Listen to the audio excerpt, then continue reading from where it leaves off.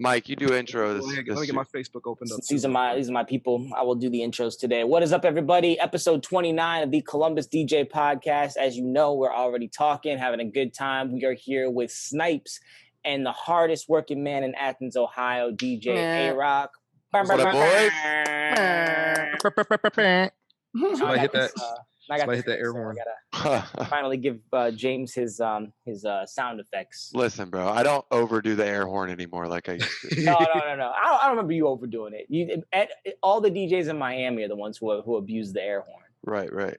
But that's. If I was on the radio though, you better believe I'm hitting that air horn every second. Absolutely. Like I said, guys, we got two really dope DJ guests. Both are fantastic at streaming. So I was really happy to get both of them on the episode together.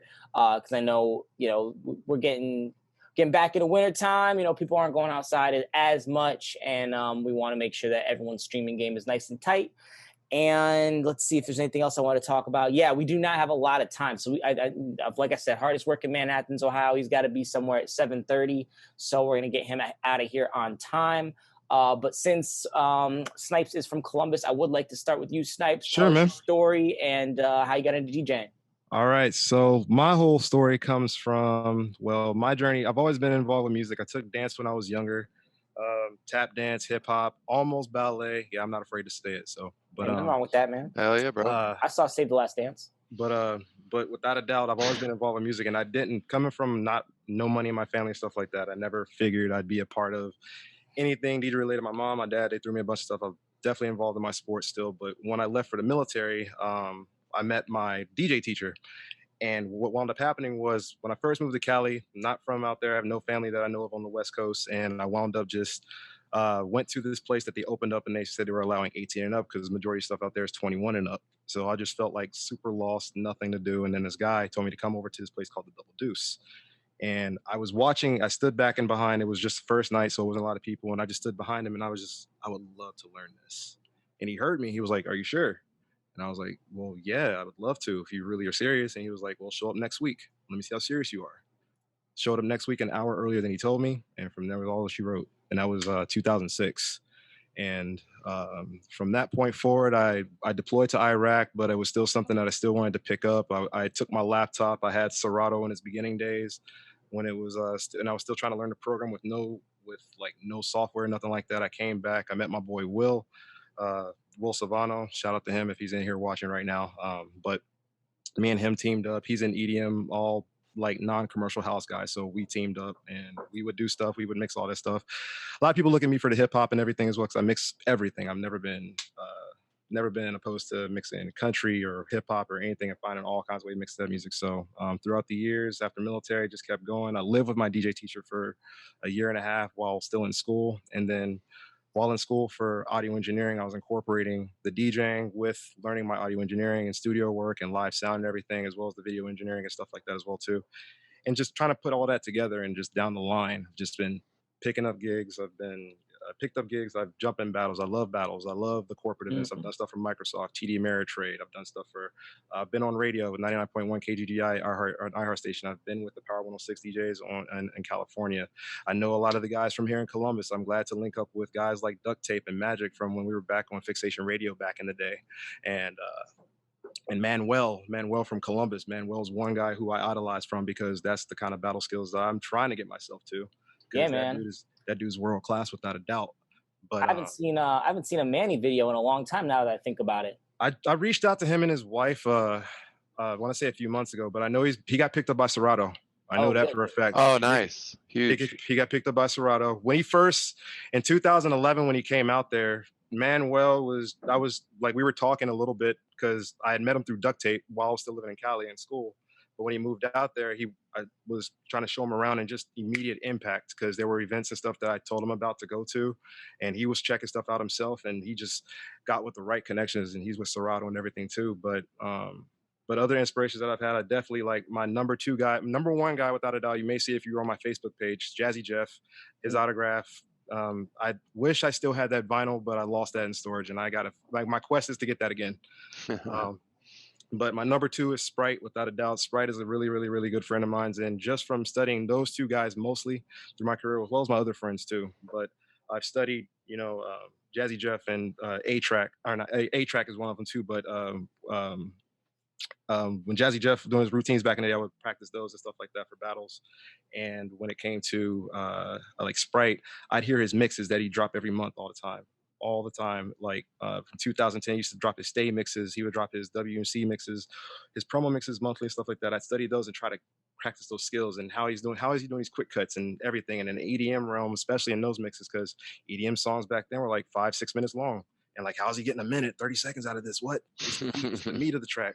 So I pushed because I always feel like you can strive to be as good as you want to be. And there's always going to be somebody better, keep getting better and better. And that's how I've always been. I have goals to, I would love to reach the Red Bull one day. I would love to reach the DMCs one day. I know I got a long way to go, but lots of other stuff that I love to do. Just the schooling of everything DJing. People ask me to teach them and stuff like that. So I try to keep the arts alive as much as I can. That's that's the fuel for me. Snipes, when I've seen you play, man, like just off those names that you just listed alone, I can see that in your style. You're very technical, skilled. Even, being around Duct Tape and Magic, I can see a little bit of that in you as well. Just you can learn so much from those guys. Yeah. But also, you're a very energetic, very passionate performer. I love that about you. You bring a lot of energy into the room. Do you feel like that's something from like your dance background, just for your love of music, maybe a little bit of both? I'd honestly would put that more to my love of music. I used to be teased as a kid that I wasn't a good dancer. My little brother is the better dancer without a doubt. But I say as I gotten older, I've appreciated and understood more of how to rhythmically catch a beat and seeing where the zones take me. Because I sit back and think a lot of times, like I always tell people, I'll listen to music more than I watch TV anytime, all the time. I listen to SoundCloud more than I listen to the radio. I'll do everything, and I like to catch.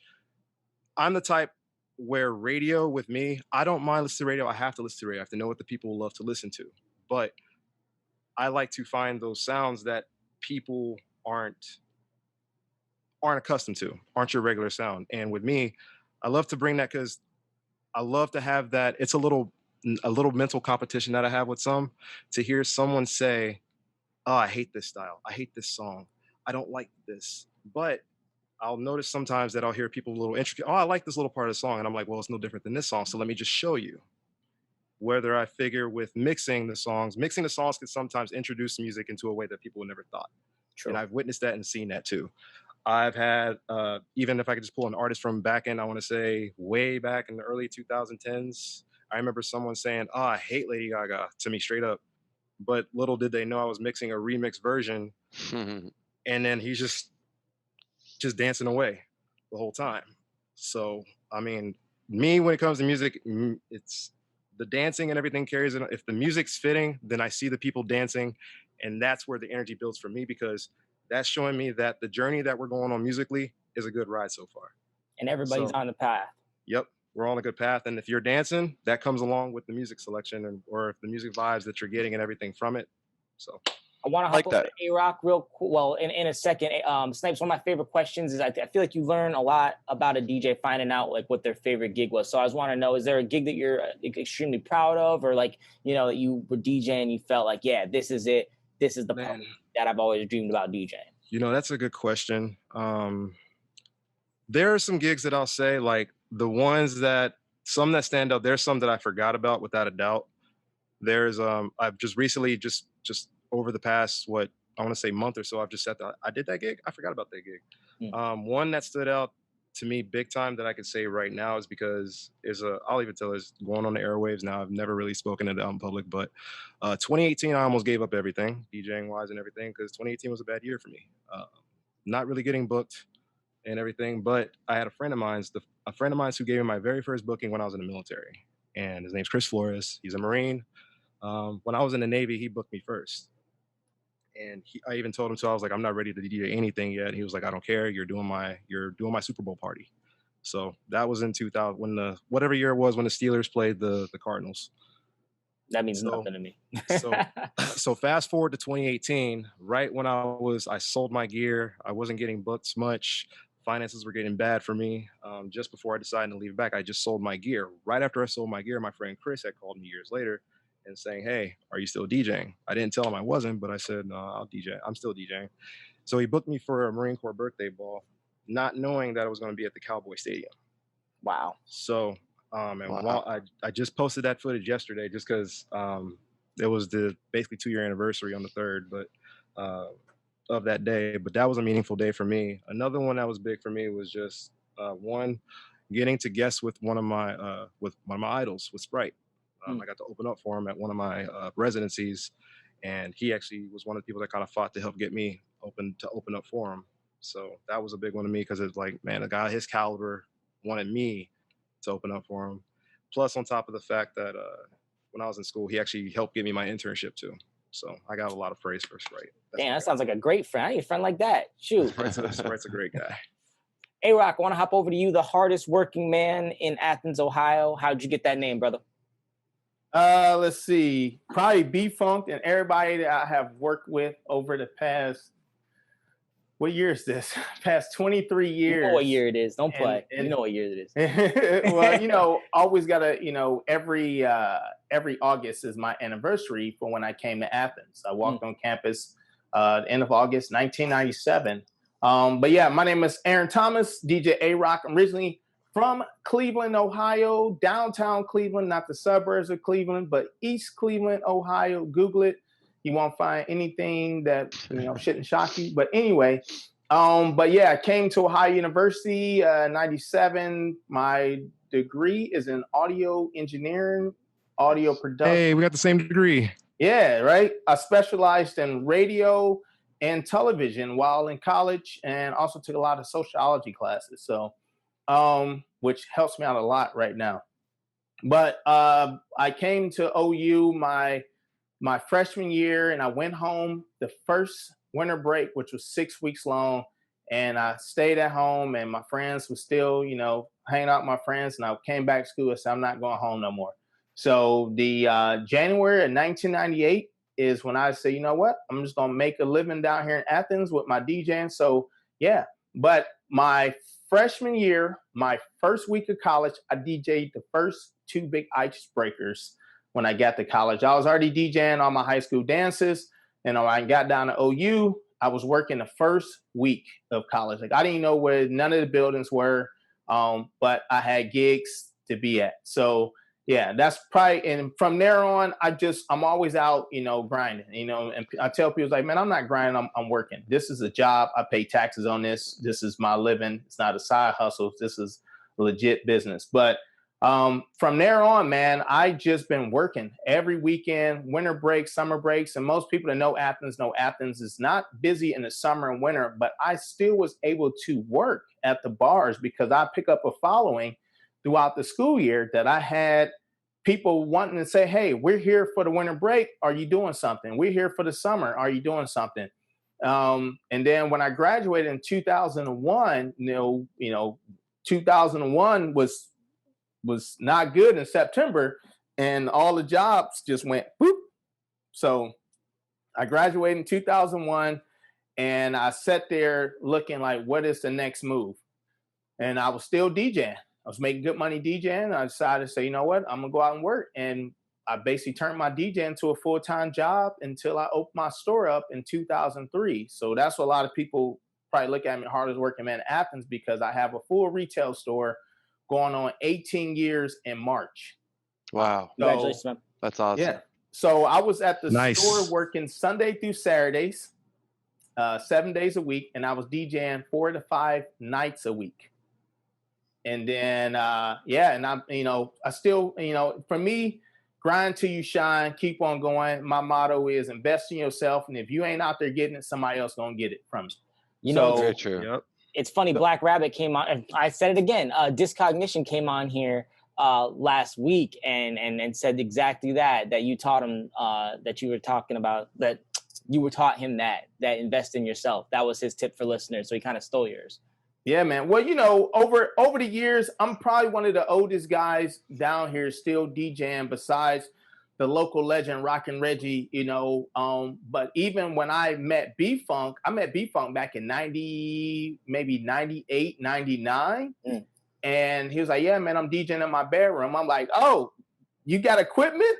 I got gigs for you. I mean, met this guy for like 2 hours and he was like, yeah, I'm DJing in my bedroom. Here's a mix.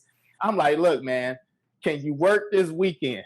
He was like, yeah, cool. Here's a job. Cause I was already so busy in school. And then when I got out, you know, we were still staying busy and we kept feeding off each other. Me and him just kept sending each other gigs. You know, we still do that to this day. But, you know, for me, you know, I'm always looking at the next opportunity and trying to create a better opportunity. So doing this just in Athens for 23 years and going, you know, I'm still out here hustling. I mean, even right now, we're 6 months in the pandemic and I've done 40 gigs virtually since September 1.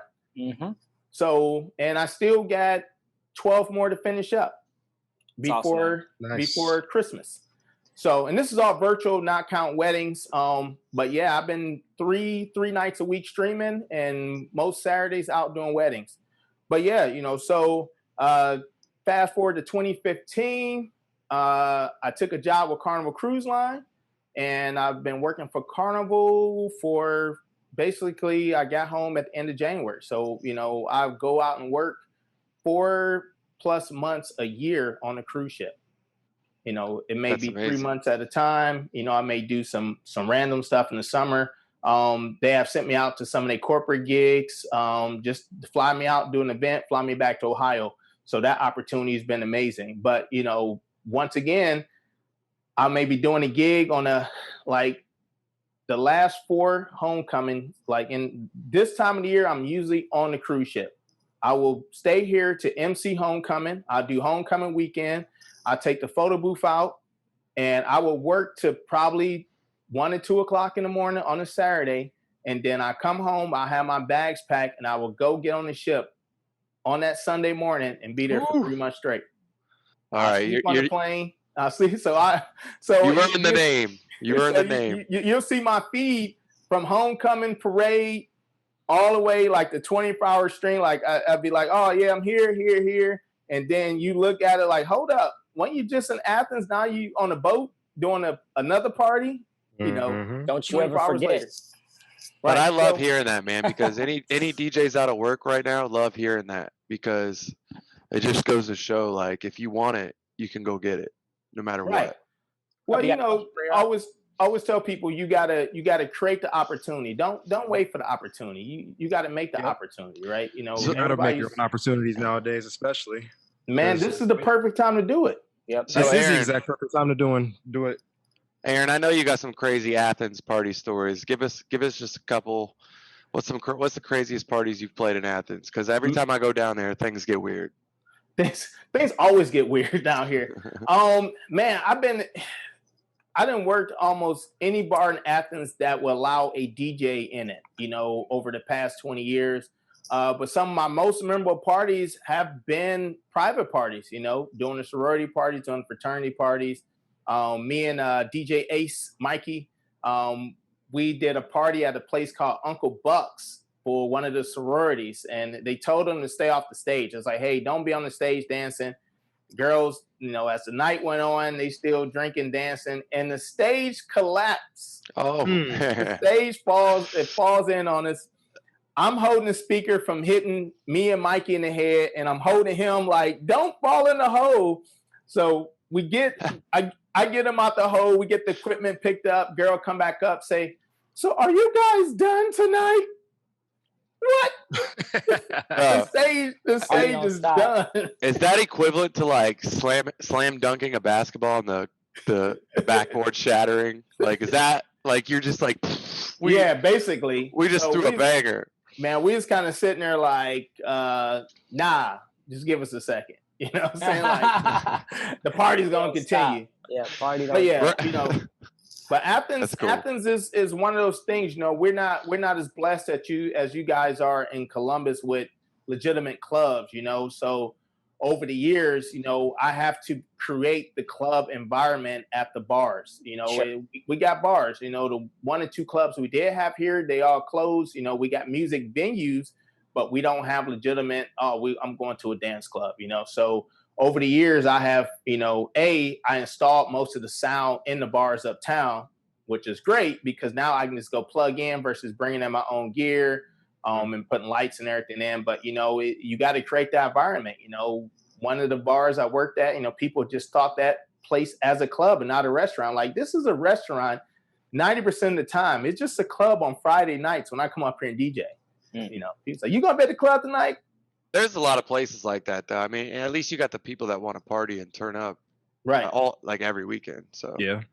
It's trendy, though. It's trendy around the country. You know, when you talk to other people, you know, the supper clubs, as they called it. You know, people show up for supper, and as the night progresses, the DJ comes in 8 o'clock playing some down tempo music, and as the night go on, tables start moving, drinks start flowing, and the DJ there to 2 o'clock. You know, and it's been something. You know, that was huge in Miami like 3 or 4 years ago. You know, like I've been doing it for 20 years.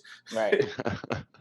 A-Roc, my question is about your store. I've always known you've had the store. I've never gotten a chance to go down there or see you there.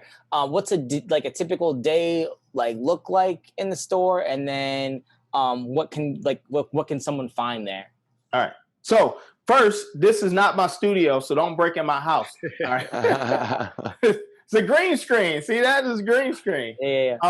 But this is real. But so the store was started in 2003 as a means for me to have a job. You know, I graduated college with a 4-year degree, Bachelor of Science degree, and I couldn't find a job. You know, working at my buddy's pizza shop, and you know, I started talking to them about being my own business owner, and they was like, "Yeah, man, we'll help you out." So they started talking to me about actually running a business. I had no idea, took no business class in college. And October 2002, I started working on a business plan. And 6 months later, I opened my store up March 8th, 2003. And we started off with just car audio. And at the time, Fast and Furious was just hitting the theaters. Pimp My Ride was coming. Like, these shows was like fueling my industry, right? Dope. And then as time went on, trends changed. So, you know, car stuff started doing this. So I got into home. So we started doing home projects, big screen TVs, in-wall speakers, subwoofers. And then from there, you know, home stuff took a hit in 2008. And I was like, well, who still got money? Commercial, state, university. Oh, let's go start doing AV equipment in classrooms. So here we are doing stuff in classrooms. You know, at the same time, we still had car, we still had home. We was doing window tint. We was doing remote starts. We jumped into auto detailing. You know, once again, you can't stay stagnant. You know, when you stay stagnant, you're out of business. You see a lot of people that they got tunnel vision and they're not here right now, you know, and I'll always tell people the prime example is Radio Shack. I don't want to be Radio Shack.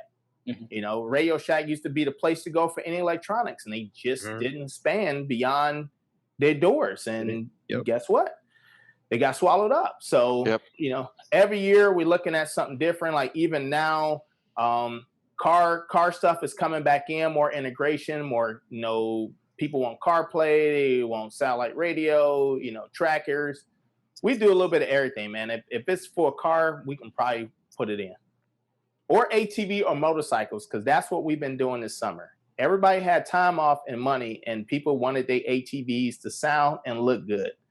Light bars, sound bars. Harley Davidson, you hear them Harleys down the street, the speakers on the saddlebags.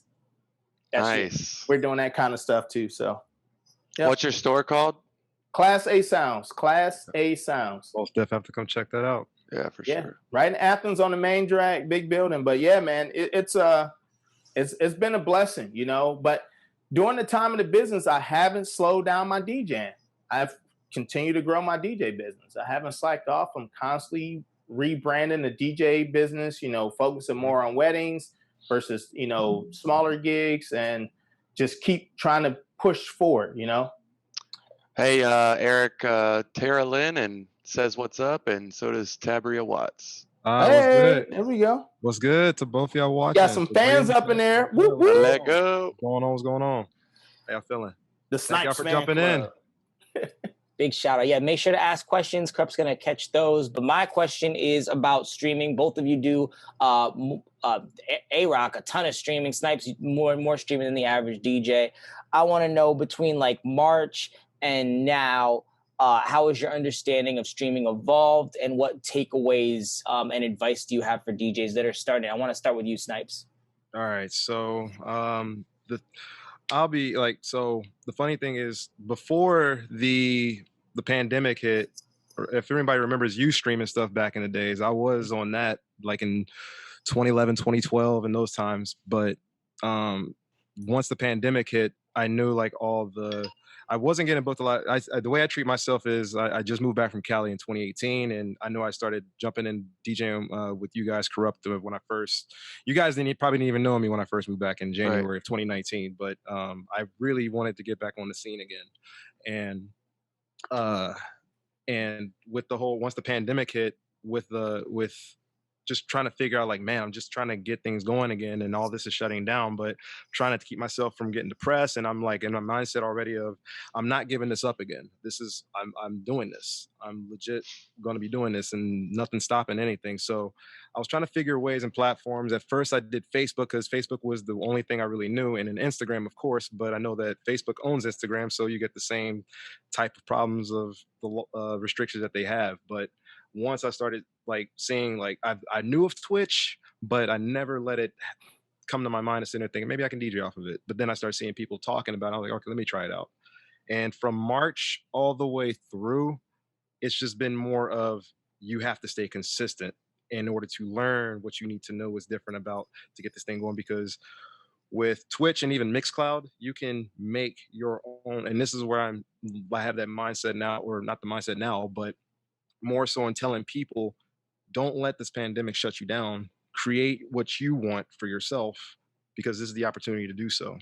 While everything in that moment of time was shut down, everybody was in the same exact position as me, you, and everybody else out there. We're stuck at home, no work, no money, no anything. If you have any goals, plans, or ambitions, this is the time to go about it. So I wanted to make advantage of Twitch, because I've seen, if people, in my mindset, if gamers are getting a professional career out of this, something else can come out of this. Mm-hmm. So I wanted to sit there and build that, and then I don't mind going through the grind and through the steps and everything, just because music will attract anybody. So I've always just been going about it over the past few months and figuring things out. What's a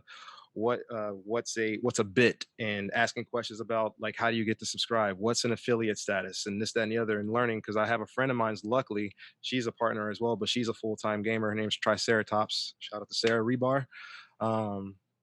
And she's giving me some tips and tricks. And then I see my boy Will, he's been going through quite a bit, but he's been doing his own thing on Twitch. And then he got rated, and he had never been rated. Now he's up to close to being a partner now and stuff like that. And just over the months, you have to stay consistent. And I'm pretty sure everybody here knows that as well too, in order to build that audience, because the audience is consistent on Twitch. And I find it personally to be one of the best communities out there as far as being able to build yourself and build your platform. I've sensed no kind of, of course you'll have your gamers just talking trash and stuff, but that's everywhere with all games. But I mean, as far as building your community and stuff like that, I've never seen so many people who didn't know you.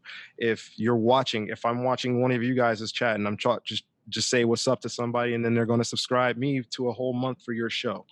And vice versa. If they want to sit there and raid your show because they feel like they want to vibe with you, they'll send all 100 people to come watch your show.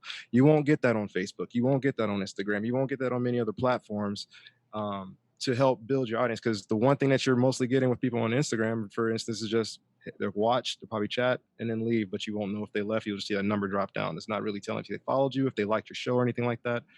With Twitch, you get the ability to follow, and then over time, they can subscribe if they really love your stuff. So I've definitely taken the time over the months to really get the platforms down.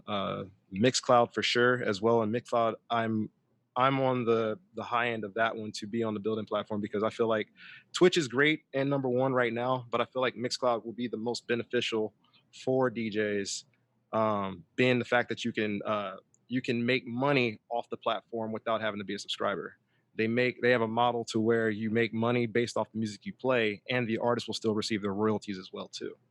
So yeah, man, I agree that Mixcloud, it's always been like this for me. Mixcloud has always been the best option for DJs, period. Always been the best option. The problem is it's a bunch of DJs DJing to other DJs. There's no. That's true. And that part is true. And that's where, with a little bit of the stuff that I've seen Mixcloud been doing lately, I know on Halloween, they actually booked Flying Lotus to do a virtual show. So I think they're working on trying to build more of an audience to watch outside of just DJs. And that's why I say I think it's going to be one that's growing right now, because they most definitely are a company that actually, I think they witnessed all the DJs suffering with having a platform to do what we do. Right. And then they opened that beta streaming platform and said, we just opened this up. You guys do your thing and you guys won't be shut down, because their music rights are based off the UK music licensing. So, and that's the beauty that I love with that, because it's like they're really looking out when all the corporates in America are just trying to keep us silenced. Sure. Hey, Snipes, I want you to go through your streaming equipment real quick. You got 1 minute. Talk about the equipment, whether you like it or not, because I noticed you got a really nice sounding microphone. Looks like it's attached to the boom arm. You got the green screen. Just to walk us through 1 minute, your equipment, and whether you like it, and whether you'd recommend it to someone else. So my equipment really is, so I got 1 minute. So my equipment is real simple. I have a Logitech camera. It's one from 2011. This microphone is an MXL, so it's not anything high end. This microphone is legit only $99. But it has the build of a broadcasting mic. It's a little cheap option because the build that I want once I get my full studio set up again will be the EV RE20. I have my the DJAXCESS3. I have 2 MacBook Pro set up. One for the DJs, that's strictly just DJs, my 2009 MacBook Pro. I have my 2015 that's running my streaming service. I do have a camera above me. My green screen's behind me. My futon is sitting right here if I wanted to sit down, but you guys wouldn't see me. And do I have anything else going on? My setup's real simple. It's nothing too crazy, because I'm literally making what I have work to give the best quality production look that I can for the time being. Exactly. I like it. It's not giving anything, like I'll show you, but that's my controller. Oh, hold on. Let me Snipes, let me pin you real quick. So what's that? Oh, I gotta pin you real quick. Hold on 1 second. Go for it. Now show us. Yeah. So, all right. So, of course, you can see the mic there, and just my boom arm. Nothing crazy. There's my, oops, that's my light that fell. But that's the controller. Laptop I'm streaming from. Laptop I DJ from. My futon behind me. With the jetpack bag, shout out, and my green screen behind me. Nothing too crazy. If it looks good, then thank you. Sure. Having the 2 laptops will obviously just easier to engage with your people on the live stream. But is it also just having a computer focused on just the stream help that runs smoother? Like, is that something? It does. When you have a laptop that's pretty dedicated to certain stuff, or a computer, really, you'll get more power out of a home desktop computer. You can get, if I wanted to stay with the Apple platform, I can go with the most expensive 16-inch now laptop if I want to, and it'll handle things fine with the processing power that it has. But with desktops, you get a lot more. And when you have something that's dedicated to running one thing, you're not going to be eating up a lot of your RAM or your memory from your computer, as well as other system resources to take away. I do run into limitations with this, even though this thing it's a 2015. It is a quad-core processor. If I'm talking over anybody's heads, I'm sorry. But I do run into its limits, but it's enough to handle for what's out right now. But I am getting to the point where it's probably start time to researching into, if I want to get the best stream quality with no lag and some stuff like that as well too, I probably want to look into a little bit more, because I'm giving my computer more things to run. I'm already running 2 cameras while trying to tell it to push this whole stream and all this data and my music at the same time. I know the gamers have it even worse. Yeah, they can, especially if they're trying to push that 4K quality content all the time. Sure. Yeah, to kind of simplify that, a 2 computer setup is going to be a lot easier load on your computers and probably easier for you, like James was saying, to interact with people. And then one computer system can be done, but you're not going to be able to do a ton of animations. It's going to be really simple, maybe not a whole lot of scenes. And I know DJ Brian Days streams like 4 or 5 nights a week off of one laptop and has found success. So can be done, definitely easier with 2 devices. A-Rock, I want to hear about your streaming takeaways between March and right now. And then if you could kind of run us through your equipment as well at the end, that'd be great. All right. So I kind of jumped in right when it started happening, just because I already knew the platforms for streaming, because I do a lot of virtual conference calls for meetings and everything else. So I already knew how to Zoom and everything else work. But when all this happened, you know, I was like, well, how can I get ahead of the curve? So I started researching. I was like, how are the video gamers doing it? So I immediately looked into Twitch, and I was like, all right, how can I get this going? And, you know, the further I'm a researcher, I like to dig deeper. So I was like, all right, what's this platform? Can I get people to this platform? And I started looking. I say, Amazon bought them in 2014. I'm sorry, if Amazon owned this platform, then this is going to be it. This is going to be the platform that is going to be around for a while. It ain't going to fly by night platform. But I was also looking like, how are video gamers making $100,000 a year? You know, so I still started digging down to the affiliates, the partners. I was like, all right, I'm not even on that level yet. Let's just get this set up. Watched a lot of videos, man. And believe it or not, I got some of the best knowledge for streaming from watching church streaming videos, how to stream your church services. Yep. I mean, it wasn't a video gamer. It wasn't no DJs at the time. It was literally people with churches, and they were talking about how they was doing their services and how they had to set up and the different scenes and how they were doing pre-recorded stuff in the past. I'm like, all right, let me incorporate this into what I'm doing. So I was streaming about 3 or 4 nights a week. You know, and I was just doing it because I was double dipping. I was recording my Saturday radio show while I was streaming. So I had a separate mixer set up so I can talk on the stream, but the audio wouldn't come through on my actual GarageBand I had recording on my desktop. So I was streaming and recording a mix show at the same time. And then I ran a mix show that following Saturday on the local radio station. So I was like, all right, I can have some fun streaming, talking to people, and get my radio show done. But, you know, as things went on, you know, Facebook started hitting people hard, you know, because you got your most engagement because your most friends and everybody had Everybody's Facebook on Facebook already. It was Family easy and for people to log on there. Right. So, you know, Facebook started hitting people, and I said, oh, man, this is not good, you know. And then I started digging deeper. I was like, how can I monetize this? Because, you know, by the time the summer hit, the DJing on Twitch went down, right? Because people are out. Weddings are opening back up. So a lot of people that was doing gigs were out doing weddings outside. So nobody was really doing stuff on Friday and Saturdays no more, you know, including myself. I was like, all right, I got to figure out how to keep this going. So, you know, I was still doing my thing. Fast forward, I got contacted by the university about doing like a Friday night show, a live show, doing some giveaways, engaging with students. And I went back to them. I said, well, if I give you something better than me just DJing on a Friday night on Twitch, you know, which they didn't have a Twitch account. We had to get a Twitch account set up for them. So I've basically been building their Twitch account and been ignoring my Twitch account. Right. Because I'm on their account 2 or 3 nights a week. But, you know, so we was like, all right, how can we do this? Like, well, we don't know how Twitch works. I said, well, let's get it set up. We run it from there. So what started off with just me DJing on a Friday night idea turned into, all right, let's bring some live musicians in and let's bring some comedians in. So now Friday night went from me opening up the show. We basically had a weekly show. Then it turned to 2 weekly shows. So Friday was music. Tuesdays was comedy. So I was bringing in musicians, you know, from all over the world. And how I got this talent is the fact that I knew all these people from the cruise ship. Our Carnival Facebook page has 3,200 members in entertainment. This is not any other department, just entertainment department. And that's from dancers to singers to guitarists to solos, steel pans, comedians, all these different people in entertainment. And I was like, all right, I'm going to reach out to these people because no one's working. And I said, hey, anybody interested in making a little money on a Friday night? Bam. Had a few people. I was like, that's all I need. One couple, you know, from Australia, but they now living in Tennessee. Another couple was in the Ukraine, had another couple in the UK.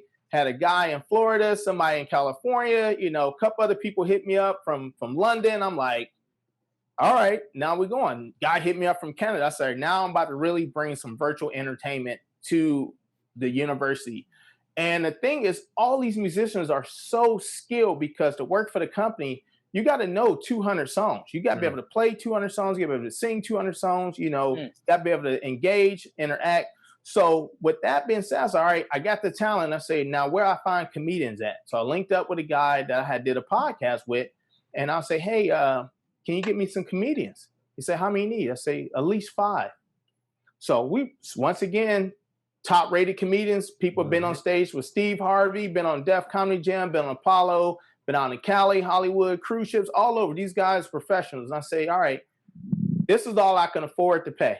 This is the budget. And they was like, let's do it. Why? Because it was nothing open. I say, this can be something great. I say, we just got to be able, all of us taking this hit, starting off, we can't go out and charge premium. I had people, Larry, I sent this request out for artists to come do this event with me on Friday. And people's Larry was like, yeah, I need to get $1,000. Like $1,000, bro? You're not even leaving your living room. You don't got to put no pants on. You just need to show up and play, you know? Pants fee. Right. You know, like, so either way, so what started off with just doing a Friday turned to Tuesdays, turned into another former employee of OU who now is at Bowling Green now, contact me and say, hey, we want to do the same thing for BG. Because the thing is, all the colleges, campus were shut down, so they couldn't have no events. So they have to provide X amount of entertainment for their students per semester. Where's the easy So way? what I'm doing, I'm bringing in international students, you know, but international musicians. We do 15 minutes of me DJing. I'm giving away prizes. And then I would do a 30-minute live Zoom with them. So I basically bring the artists in on Zoom, like the group I had from the UK, they were 5 hours ahead. So, you know, they're playing, you know, they're playing quietly because their neighbors is next door. And it's 1 a.m. and they're sitting there playing for me here in Ohio at 8:15. So, you know, so it was, but when we got done, we did a Q&A. You know, now I'm talking to these people over in the UK. You know, how's the UK right now? What's going on? You know, how is life? You know, are the pubs open? What you guys been doing? And I had this engagement with people, and it just kind of just spiraled out from there. So here we are, we had week 9, and yesterday I did a virtual football tailgating event, which we had pre-recorded videos from the marching band, from the cheerleaders, from the football players, from the dance team, and I ran an hour-long show doing giveaways, contests. I had a Zoom window open so people can log into Zoom on one top, and then I was pushing them to Twitch. So I had a video wall set up behind me, a virtual video wall, so they'd be on Zoom dancing and like they on the video wall behind me. That's dope. That's real dope. So it was more engagement. A-Rock, I know you got to get out of here pretty soon. Can you walk us through your streaming setup in about 1 minute? And I know you're doing a lot of this like kind of routing stuff, like, you know, people are providing the content, you're routing it to the right place. So what, in like 1 minute, just describe your streaming setup and like all the different equipment, and would you recommend it to somebody? So when I first started, I had my lights, like everybody had their DJ lights set up. And I was like, well, I got a photo booth service too. So I already had the green screen stuff figured out. So I had the draping for the green screen, started to drape for the green screen. But every time I moved my camera, I lose where it was in the green screen. It was only like a 6-foot long green screen. So one night I just painted the whole wall of my office green. I said, I'm just going to paint the whole room green. But you can't use any green. It has to be a chroma key green. Yes. Look it up. You can find the RGB codes. You can go to Lowe's, get the green. Okay. If whoever you stand with gonna let you paint the wall green, do it. From there, I start off with 2 Logitech 920s, but I was doing a lot of gig logs, and I had my Canon M50 already here. So I just got a capture card, hooked that up to my computer, which is an iMac 27-inch. And then from the 27-inch, I got it routed to a 40-inch screen. Hey, Rock, talk about what a capture card does real quick. So a capture card, basically, if you have a Canon DSLR camera, and it's a camera, not a video camera, it will only record up to 29 minutes and 59 seconds due to the tax stamp in Europe. All right, the technical stuff is out. But if you can take that same camera, run the USB to your computer, and hook up the actual HDMI mini out to the capture card, it would transfer HDMI to USB, and it would give you a video signal into it. Exactly, just like that. So you can do the video signal right into your computer. So you can take your basic camera, if it has a video out, you can hook it up to a capture card. Now with the DSLR camera, you have to put it on manual. If not, the facial tracking stays on and it stays on the screen. So that square will stay up the whole time you're feeding, doing your streams. So you got to put it on manual. You mess around with the manual focus and you just leave it where it's at. And the capture card is getting all that. No on screen, like I am talking to you right now on that Canon M50. And like I said, it's not a video camera, it's a regular camera, but you can put in video record mode. And this is what most people who's doing vlogs are usually using, something like this camera. But the capture card would get all those images. But if you're trying to use your Canon camera, you have to put it on manual if you want to get all the information off the screen. If not, your record time's going to come up and, your facial tracking is all going to be there. But yeah, from there, I got a Steinberg UR44 mixer. You can find them on Amazon for $300. I already was using it to record my radio show. 4-channel mixer. So I got my DJing equipment going through one channel. I got this mic on one channel, and you notice I'm not using this mic because I got a lapel mic, which I already had already. Stuff that was already in my house, right? So when I do my radio show, I got GarageBand open on the main desktop. I got Twitch open up on the screen up top, and I'm recording my mix show on GarageBand while streaming to Twitch.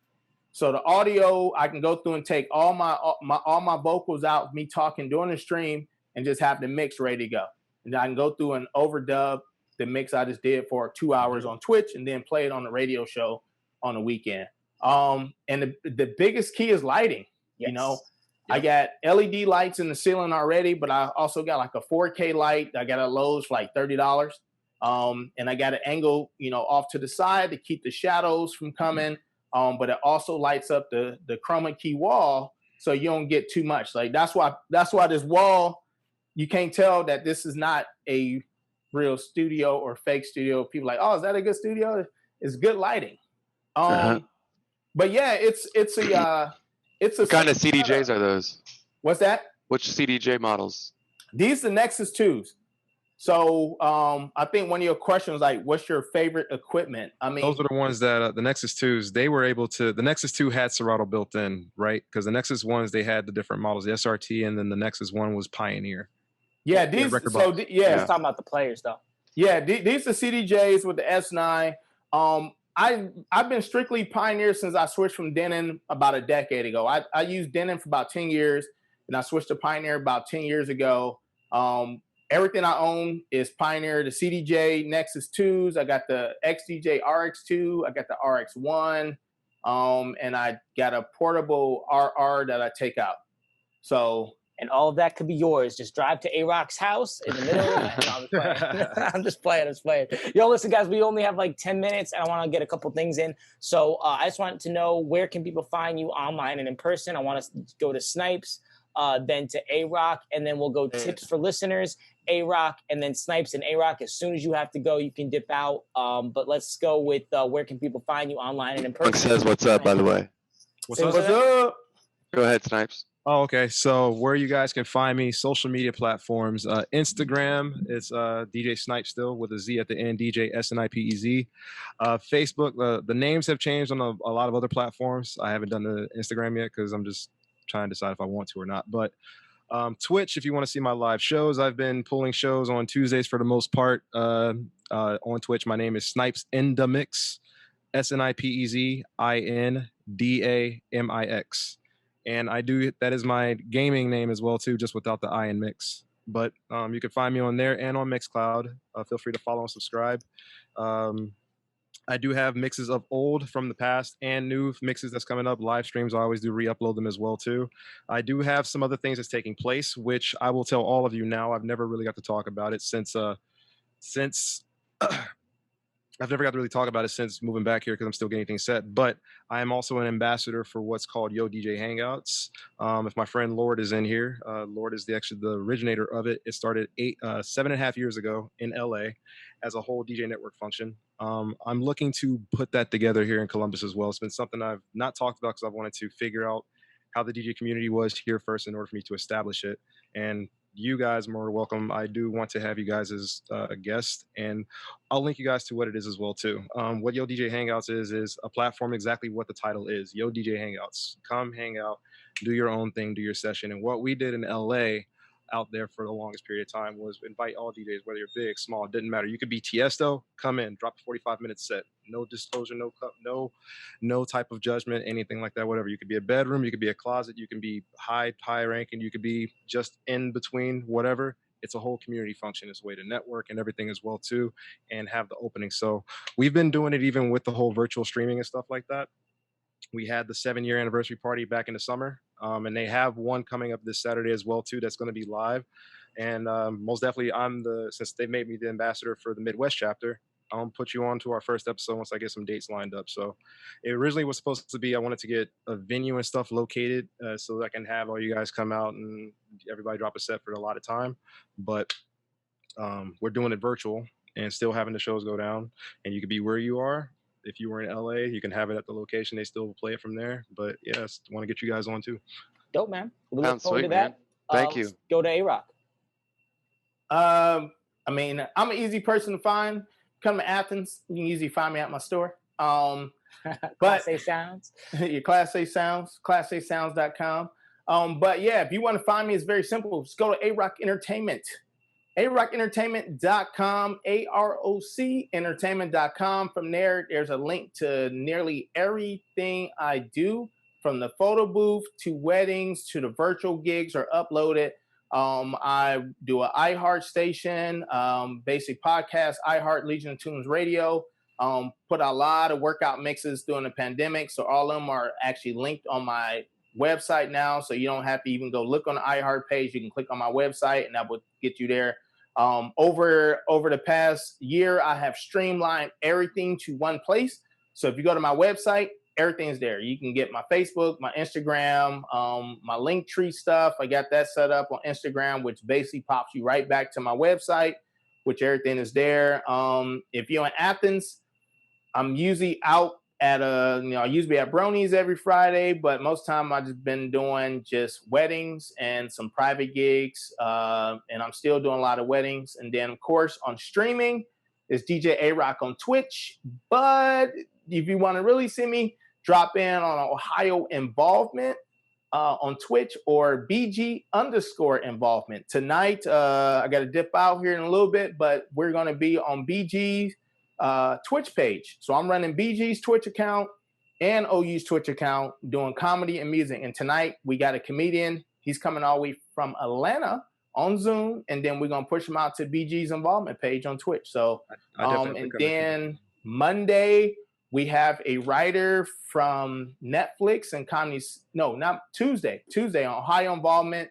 We're doing a full month of female comedians every Tuesday for a month straight on Ohio Involvement page. So, but all the updates, just go to my Instagram, DJ A-Rock on Instagram, and everything to be there. So. Fantastic. Thank you so much, A-Rock. And then we just want to get your tips for listeners as a segment that we do where we try to collect tips from all the DJs that we have on, and, advice that they have for other DJs watching the show. I know you got to get out of here, A-Rock, so we're going to go to you first. Actually, you already kind of mentioned a tip.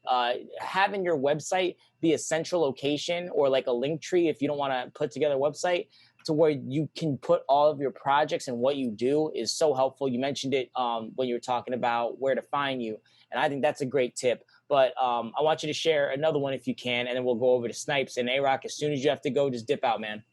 Well, since Chad stole my stuff last week, I'm still going to use it. So for the past 20 years, I've constantly told young DJs that I've worked with, even people older than me, invest in yourself. You know what I'm saying? Everybody looking for that get rich quick scheme. They're willing to put their money in the stock market. They're willing to put their money in pyramid schemes, but they're never willing to put that much money into themselves.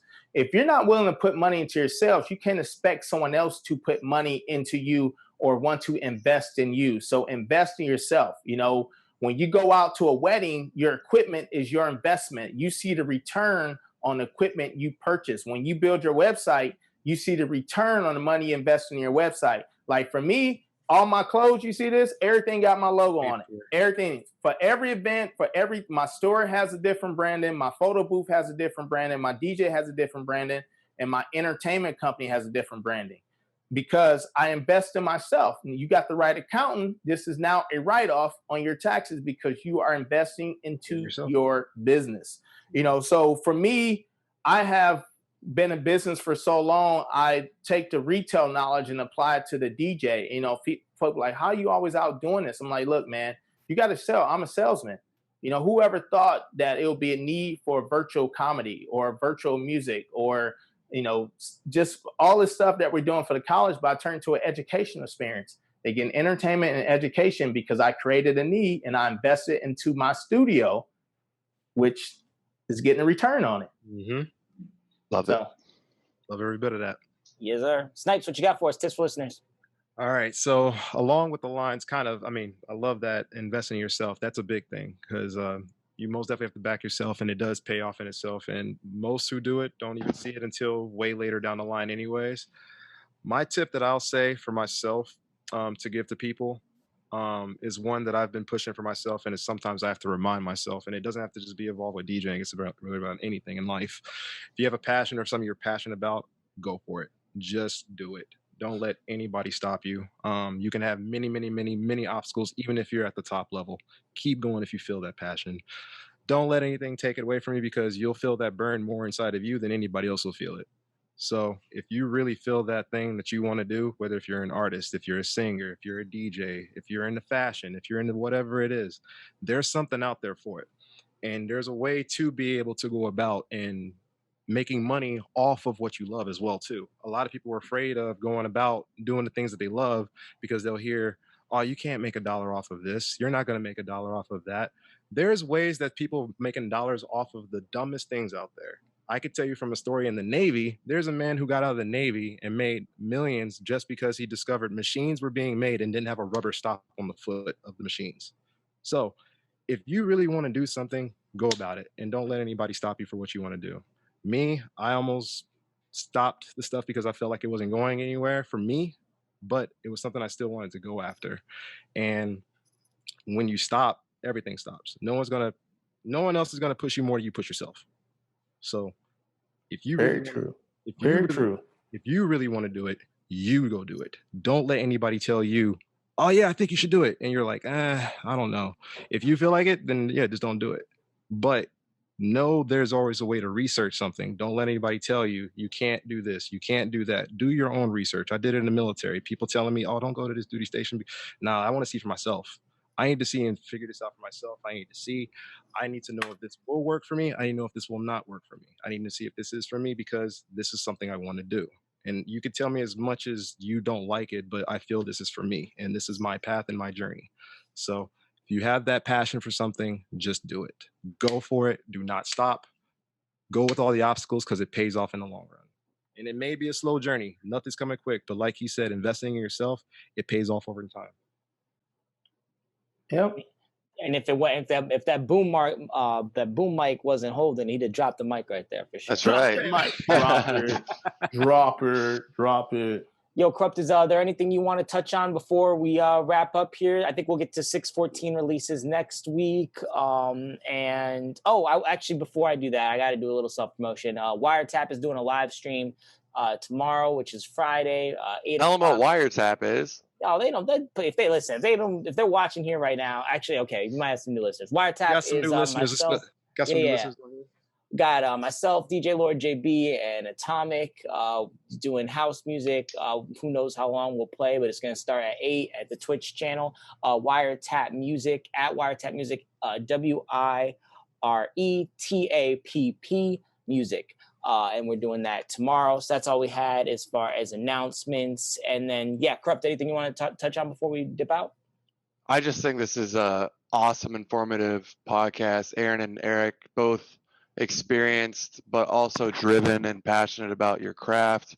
And we do get a lot of new DJs that listen to this podcast, and I hope they take a lot out of this. Even older DJs as well. I mean, I learned a lot just listening to you guys as far as a business side and you know, the streaming and all that stuff. So really appreciate you guys coming on and, you know, bringing a lot of positivity too here at the end of the podcast. I think a lot of DJs have a lot of negative mindsets, and a lot of people have a negative attitude right now with everything going on with the election or whether it's COVID, you know. So anybody pursuing the DJ route, I hope they see this podcast, man, because this is the kind of positivity we need right now. So thank you. It's a lot out there, and I try to talk to a lot of young DJs, you know, and try to explain, even some older DJs, you know. Like I started before we even started, I tell people, I said, this is not a hustle. This is a real job. You know, I pay real taxes on my income for this job. This is not a side hustle. You know, and I try to explain that to people. I say, if you treat this like a job, you will be successful. Don't just put 50% in. It's all, this is just my side gig. I'm gonna do 1 or 2 weddings here. I'm gonna go try to get in the club. You know, it's like, take it serious. You know, invest the money into you. You know, same thing like you. I tell people this isn't a cheap hobby, so it's definitely not gonna be a hobby. Yeah, it's a lot out there, but you know, I really appreciate the opportunity to be here tonight. I love that people are doing this much engagement. I'm telling you, one of the best things that come out from the pandemic, if any, is the fact that networking has been going on since all this. You know, because we all had to slow down. We didn't all want in the to same slow boat. down. Yeah, we had no choice, and to be able to talk to you, like I seen Corrupt out in Columbus, I seen you down here in Athens with Brandon. I talked to AXCESS many times on the phone, out in public, you know, and it's just, we're always on the move. You know, I'm always calling Mike when I'm driving or he's about to go somewhere, you know, and it's like, hey, I got a question. What about this? But, you know, this is amazing. And I hope a lot of people will keep this mindset once things start opening back up, because, you know, like on Twitch, man, the community is crazy with the DJ. I mean, you, like you said, you click follow, next knows 10 other people following you and people supporting your stream. And it's like, hey, you know, what's this remix you got? One guy, he got a plug-in. I don't know if y'all seen this, but when he's DJing, all his song titles are coming up in the stream now. That's cool. Part of that, I think, is some of that, as I've learned, since we're going back to the Twitch, what we learned on Twitch, part of that's Discord. You can create bots, and what they'll do is put that stuff on your streams for you. Yeah, so I'm learning that too as we speak. Say that for December podcast. Yeah, man, we'll bring you guys back. Hopefully, it stays open. We don't have to do too much streaming, but it's great that we have a platform outside of the clubs that we can, you know, safely get that music out to people and hopefully brighten their day. But to everyone watching on YouTube, if you found something helpful, I know you did, like the video, comment to see who we should have on here, what questions we should ask DJs, what topics you want us to cover.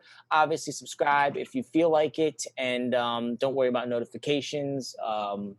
Yeah, Corrupt, take us out, man. This is episode 29. Yeah, man, episode 29. Thank you guys so much.